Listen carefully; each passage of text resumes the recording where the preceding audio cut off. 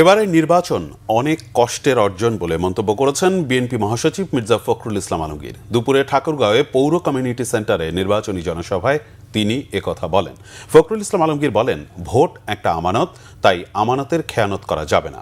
কারো দ্বারা প্রভাবিত হয়ে নয়, বরং নিজের বিবেচনা মতো ভোট দেওয়ার আহ্বান জানান তিনি। একটি দল ধর্মকে ব্যবহার করে ভোট চাচ্ছে, এতে ভোটারদের বিভ্রান্ত না হওয়ার পরামর্শ এবং সরকার গঠন করতে সবার কাছে ভোট চান বিএনপি মহাসচিব।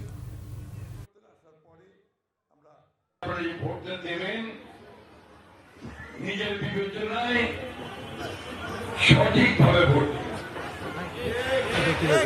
কারণ বিভিন্ন ভোটের সময় মানুষ বিভিন্ন ভাবে মানুষের বিভ্রান্ত করে। ভোট আমরা দিই, এই ভোটকে কিন্তু বলা হয় পবিত্র আমানত। আমরা বলি আমানত, এটাকে আমাদের ধর্মের ভাষায় বলে খেয়ানত করা উচিত না, অর্থাৎ এটা নষ্ট করা উচিত।